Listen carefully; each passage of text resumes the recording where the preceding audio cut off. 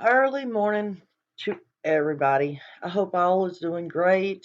I hope you enjoyed the live show last night. This is a tough morning. I sound a little stopped up, guys. Sorry, I believe I'm getting sick. Nothing too serious, just, cold. Trevor Lee invited me to a Facebook group last night, and I noticed the name.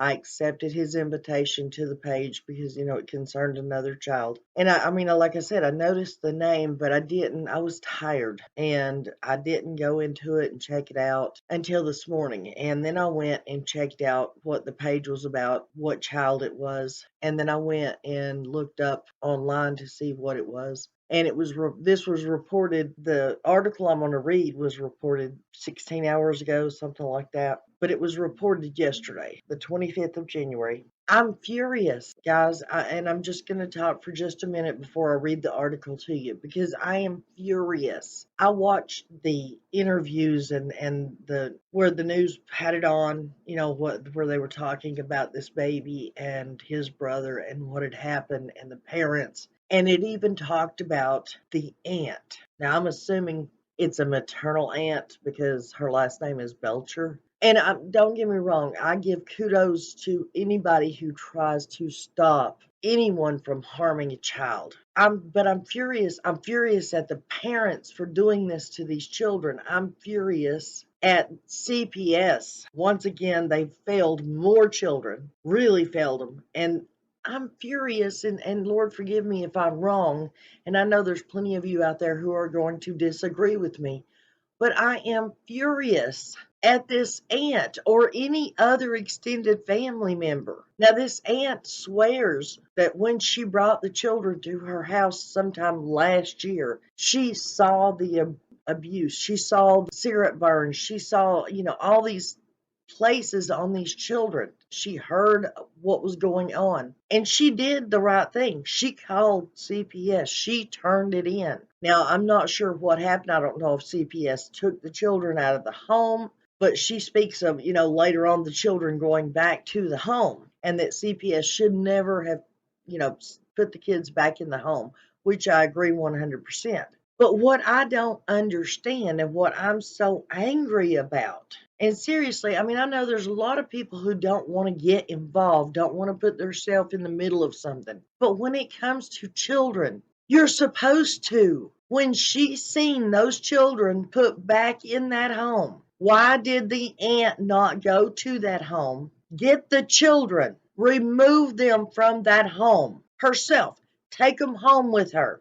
When the law shows up, if the law ever showed up to her house to find out why she illegally took these children from the mother, she could have showed them the abuse. She could have showed them the marks. She could have explained that CPS placed these children back in the home and that they shouldn't have. I myself, I would be willing to go and spend a few nights in jail if it meant saving a child's life. I do apologize if I'm wrong or if some of you think I'm wrong in this. But y'all have to understand, children are a gift, and there is nothing I would not do to protect a child. Nothing. You can ask anybody that has ever known me throughout the years, throughout my life. Children come first, and I don't care if it's 1 or 100. And if I have 15 kids in my house and I'm supposed to take care of them, that's what I do. And it doesn't matter to me if they're mine or the neighbors or siblings of mine's kids or if it's grandkids of my nieces and nephews. And I have nieces and nephews who have grandchildren of their own. So to me, I love each and every child. There's tons of great grandnieces and nephews out there that I've not seen, that I've not met, but I've seen pictures of them. I've been told about them because my nieces and nephews, I believe, they love me. And they always tell me about their grandkids. They tell me about their kids. So I love each and every one of them and the extended, their extended families. And you don't think for a minute that if there was a child who was in need, that I wouldn't go and get them and bring them home with me? And I would fight the courts. I would fight the jail. I would fight even the parents to protect them especially if they were going through what these two children were going through in this home.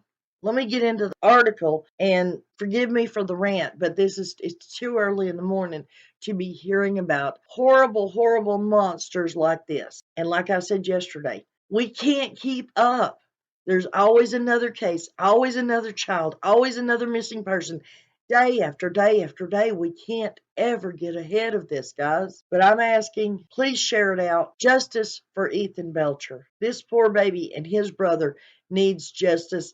Yes, the parents are in custody, they are in jail. We just need to make sure they get the right punishment for their crimes. Listen up. It says Detroit mom, stepdad charged with abuse that unalived 5-year-old son and injured 3-year-old brother. A Detroit couple has been charged with the unaliving and child A and torture in the unaliving of their 5-year-old son, and I'm just going to say it, guys, and the abuse of the 3-year-old son, prosecutors said. Officers were called at 1:07 p.m. Sunday, January the 22nd, to a home in the 14600 block, however you say that, of Spring Garden Street, which is in the area of 7 Mile Road and Chalmers Street on Detroit's east side. When they arrived, police saw 5-year-old Ethan Belcher being taken to an EMS truck. He was brought to a nearby hospital and pronounced unalive. A 3-year-old boy was found at another location with bruises on his head and face, according to authorities. Medical officials took him to the hospital for treatment. Ethan's aunt, Ashley Belcher, told Local 4 she reported the abuse to authorities last year. She said she took photos of his bruises and cuts and gave them to investigators. She said Lincoln Park Police and Child Protective Services opened an investigation, but ultimately the kids ended up back in the parents' care. We could have saved his life, said Ashley Belcher, had they have just listened. It wasn't just me, it was other people who reported it, and they got sent to take some classes, and they got these children back, and it was a house of terror. Belcher said Ethan's body was found with bruises and burns. He has over 100 cigarette burns on his body. He had frostbitten feet, and he was missing a toe that never was taken care of, Belcher said. Shane Robert Shelton, 27, and Valeria Lynn Hamilton, 27, both of Detroit, are accused of physically abusing both boys. Hamilton is Ethan's biological mother, and Shelton is his stepfather, officials said. The alleged facts in this case are extremely alarming. Wayne County prosecutors Kim Worthy said the evidence will come out in court. Sheldon and Hamilton are both charged with felony unaliving, torture, conspiracy to commit torture, and 2 counts of first-degree child abuse. They were arraigned Wednesday at the 36th District Court and remanded to the Wayne County Jail. A probable cause conference is scheduled for 8:30 a.m. February 1st, and a preliminary examination is scheduled for 1:45 p.m. February the 8th. Unreal. I've said most of everything that I was going to say, guys. I'm just furious. And if Ashley Belcher, hears this or sees this video, I apologize if, for whatever reason, you couldn't physically go and pick these children up, even illegally pick them up. But in my opinion, you are an aunt. You obviously took the children home with you at one point, so obviously you were allowed access to these children. In my opinion, you should have went, picked them up, said you were taking them for ice cream, whatever, and never brought them back. That's what I would have done. Of course, I'm not the same as everybody else. I guess I'm a little weird. But that's my rant for the day. Please share this story out. We need to get justice for these 2 babies, especially for Ethan. And I'll see you on the next video, guys.